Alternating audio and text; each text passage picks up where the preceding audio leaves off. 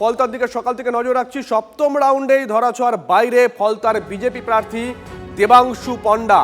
কত ভোট পেয়েছেন, কত ভোটে এগিয়ে আছেন, দ্বিতীয় স্থানে কে, তৃতীয় চতুর্থ স্থানেই বা কে, জানবো শুভেন্দুর কাছ থেকে। শুভেন্দু, দেখো, সকাল 8টা থেকে গণনা শুরু হয়ে গেছে। 19টা টেবিলে 21 রাউন্ড গণনা চলবে। এই মুহূর্তে আমাদের কাছে রেজাল্ট যেটা এসছে, সপ্তম রাউন্ডে দেবাংশু পণ্ডা বিজেপির প্রার্থী, তিনি পেয়েছেন 44,792 ভোট। শম্ভু কুর্মি সিপিএম প্রার্থী, তিনি পেয়েছেন 18,453 ভোট। আব্দুর রেজ্জাক মোল্লা কংগ্রেস প্রার্থী, তিনি পেয়েছেন 4,207 ভোট। এবং জাহাঙ্গীর খান তৃণমূল প্রার্থী, তিনি একেবারে চতুর্থ স্থানে চলে গিয়েছেন, তার প্রাপ্ত ভোট 2123। বিজেপি এই মুহূর্তে বিজেপি প্রার্থী দেবাংশু পণ্ডা এগিয়ে রয়েছেন 26,339 ভোটে। আমি এই মুহূর্তে একেবারে গণনা কেন্দ্রের অদূরে রয়েছি।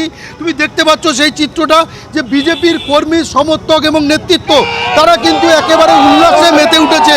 তারা আনন্দে কিন্তু এখানে কিন্তু একে অপরকে আবির মাখিয়ে দিচ্ছে। আমি চিত্রটা আরেকবার ঘুরিয়ে দেখানোর চেষ্টা করব, যে প্রচুর মানুষের দল, কর্মী, সমর্থক থেকে নেতৃত্ব, তারা কিন্তু চলে এসছে গণনা কেন্দ্রে।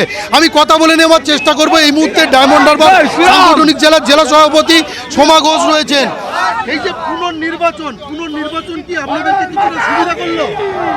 দেখুন, পুনর্নির্বাচন ফলতায় হওয়ারই কথা ছিল, হওয়ার বিষয়। কারণ যেভাবে ভোট হয়েছে 2026-এর বিধানসভা নির্বাচন, স্বচ্ছ একটা পরিচয় আমরা পেয়েছি। সেই স্বচ্ছতার বিচারে যদি হয়, ফলতা বিধানসভা গত 15 বছর ধরে কোনো কাউকে ভোট দিতে দেওয়া হয়নি। বেশ, নজর থাকবে, নজর রাখো।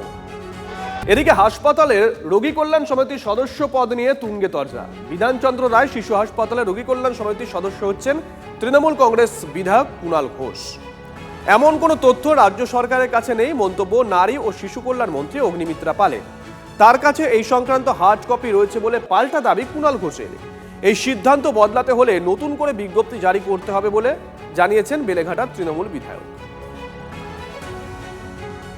বিধায়ক কুণাল ঘোষ বাবু বলেছেন যে বিধাননগর শিশু হাসপাতাল, সেখানে নাকি ওনাকে মনোনীত করা হয়েছে, কিন্তু সরকারের তরফ থেকে কিন্তু এরকম কোনো ইনফরমেশন আমাদের কাছে নেই। আমরা কিন্তু এটার মনোনীত কোনো নাম পাঠিয়েছি, এটা কিন্তু নয়। এই বিষয়টা আমরা দেখছি, কিন্তু এটা আমি ক্ল্যারিফাই করে দিতে চাই যে সরকারের দিক থেকে কিন্তু কুণালবাবুর নাম আমরা কিন্তু পাঠাইনি।